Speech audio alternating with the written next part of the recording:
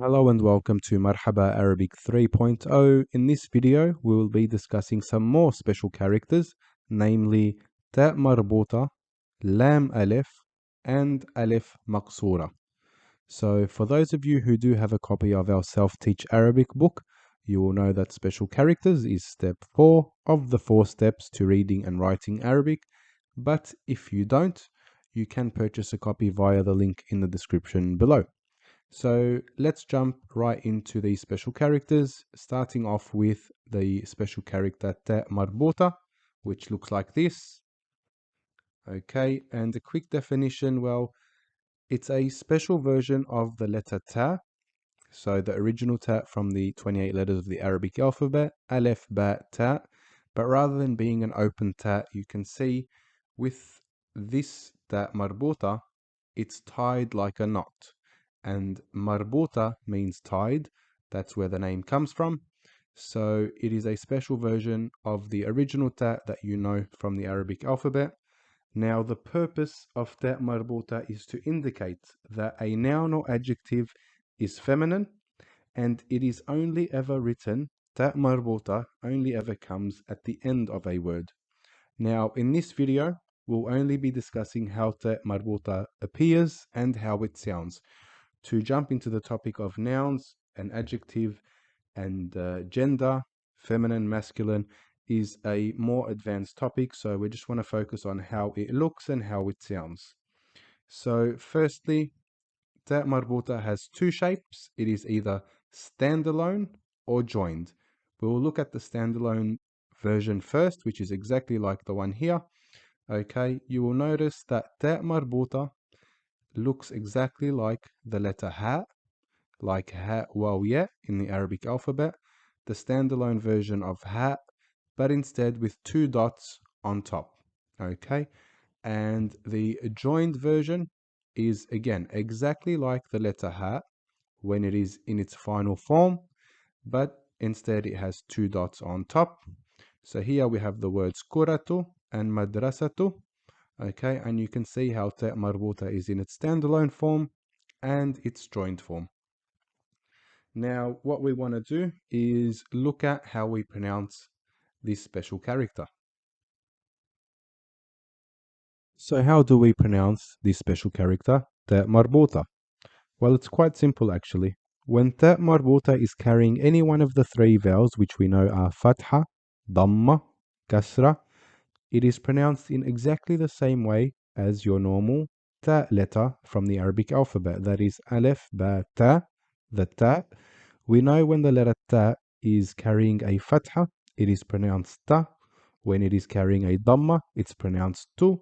And when it is carrying a Kasra, it is pronounced Ti. Now, Ta Marbuta is no different. When it is carrying either a Fatha, Dhamma, or Kasra, it is pronounced the same way. That is Ta, Tu, and Ti. Now, there is another interesting aspect to this special character Ta Marbuta. As you can see on the slide, Ta Marbuta may be taken as a silent letter, which means you only pronounce only up to the letter, the last vowelized letter before Ta Marbuta. Okay, and we will now look at some examples where Ta Marbuta is vowelized and when it is silent. So this can all start to make sense for you.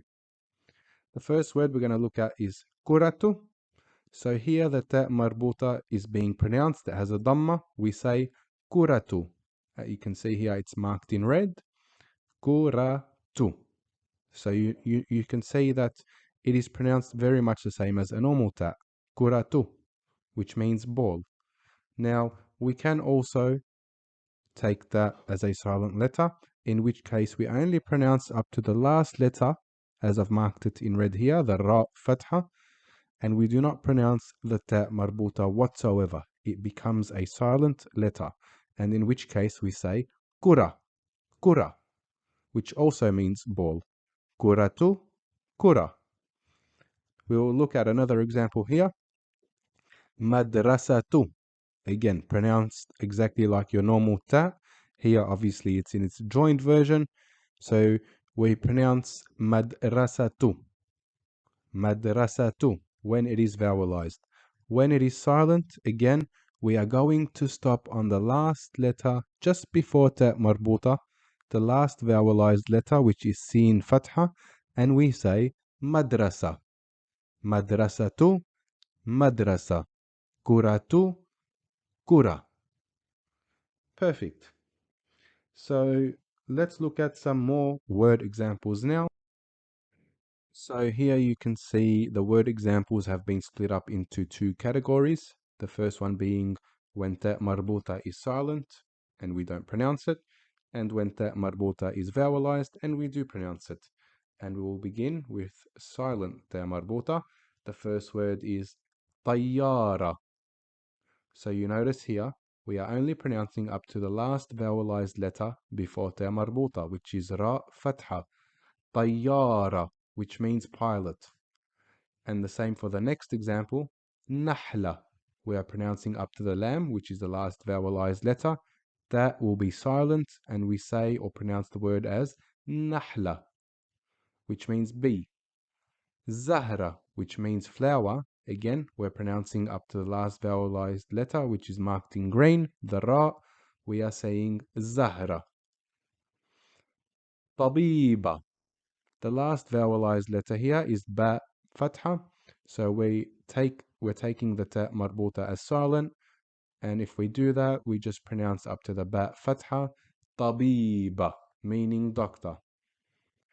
Nazra, meaning glance. Again, Nazra, we're not pronouncing ta marbuta. We're just pronouncing up to the last vowelized letter before it, which makes the word Nazra. Tawila. Here again, the lam is the last vowelized letter with a fatha. Okay, so we pronounce the word as tawila, and we don't pronounce ta marbuta whatsoever. Okay, tawila meaning table. Now, what I want to say here is, yes, ta marbuta is silent in pronunciation, but it does not mean we do not write it. So I just want to make that clear. Ta marbuta here is basically how these words are spelt. Okay, it's within the spelling of the word. So yes, it is silent, but it is still written when we write these words. So not to get confused or mix that up, it's just silent in pronunciation, but just like any silent letter in the English language, we don't pronounce that letter, but it's still a makeup of the original word, so we have to include it when we write it. Now we'll look at vowelized ta marbuta. The first word here is safinatu, okay, which means ship. Now I just want to say a little disclaimer, if you like. Some of these words may be incorrectly or from a grammar perspective, they may be incorrect, but I just want to keep it nice and simple and basic. I don't want to go into the whole grammar topic, but I just want to keep it nice and simple for pronunciation purposes and nothing more. So that's just a little disclaimer. We won't dive into too much grammar and we'll keep it nice and basic. So the first word is safinatu. The next word is shajarata. Here the ta marbuta has a fatha. Shajarata. Safinatu, because it has a dhamma. حديقتي. Ta marbuta has a kasra. حديقتي, which means park. You can see here ta marbuta just makes the sound of normal ta. Ti. حديقتي. سيارة. Okay, has a dhamma, ta marbuta, so it's pronounced as tu. سيارة, meaning car. قصة. Here ta marbuta has a fatha, so it's pronounced ta. And قصة has means story. And حفرتي, meaning hole. حفرتي. Here ta marbuta has a kasra, so it's just pronounced as ti. حفرتي. Okay, and that pretty much wraps up the topic of ta marbuta. Like I said, its main purpose is to, it's used to indicate that a noun or adjective is feminine, but we're not going to go too much into that, or we're not going to go into that at all actually. Here we just wanted to look at how it looks and how it is pronounced, and I hope that we have been able to deliver that message. So next we'll move on to Laam-Alif. the special character Laam-Alif. So Laam-Alif, if you remember, we introduced briefly in the topic on vowels, and there I said that Laam-Alif is one of the special characters.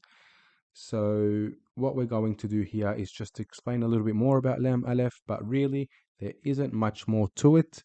It is a very basic special character, and we just want to clear any doubts you may have and make sure you have a complete understanding. So we'll just explain a little bit more about Laam-Alif.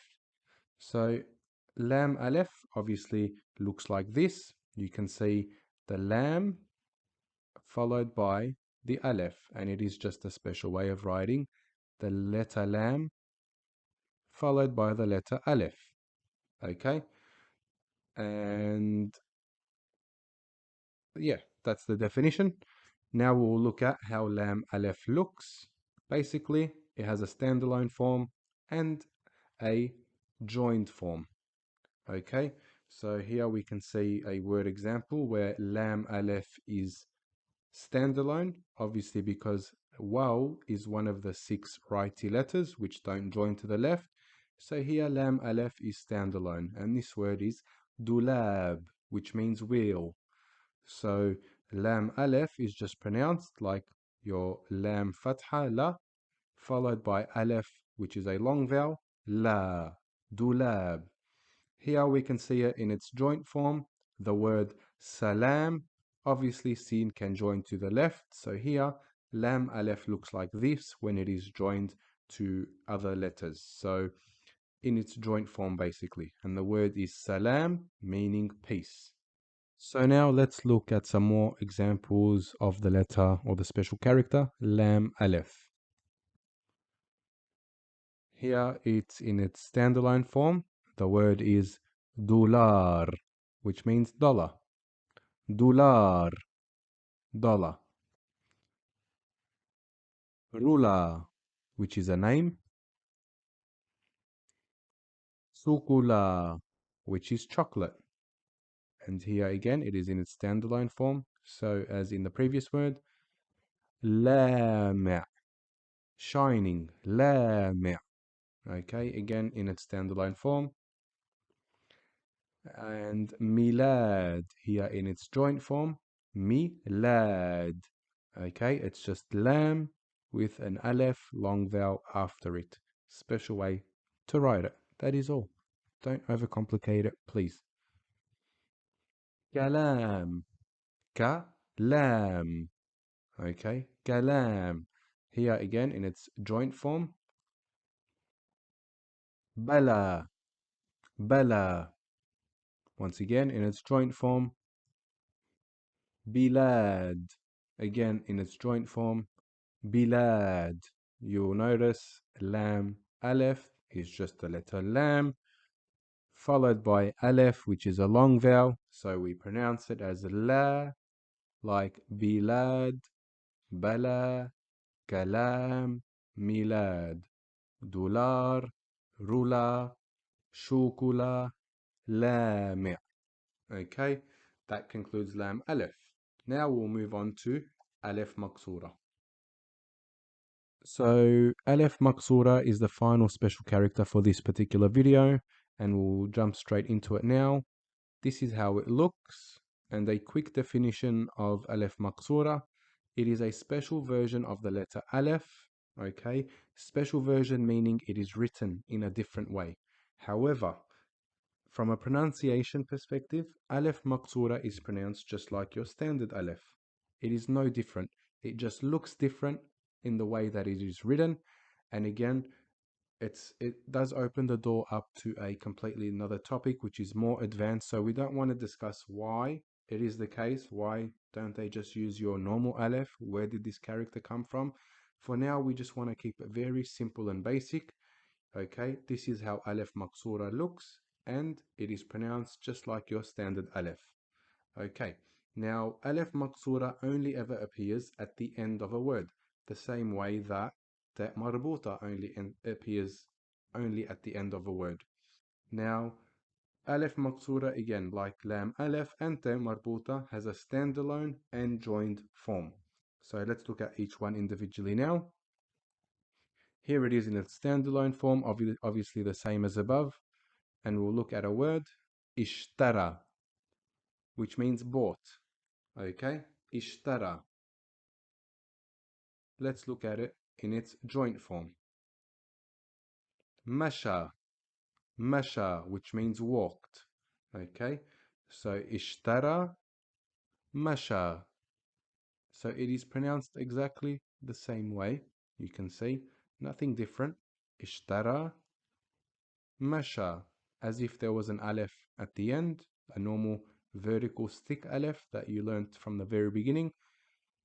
It would be no different, okay?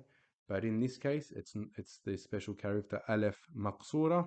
Looks like this, standalone, joined, but pronounced the same. So the reason why I like to keep it very simple is because it can become overly complicated if we dive much deeper into it.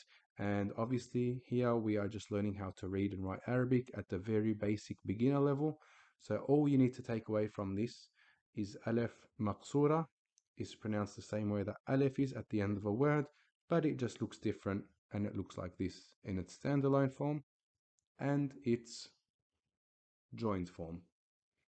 Okay, so that wraps us up just about. We'll finish off and look at more examples that contain this special character, Alif Maqsura.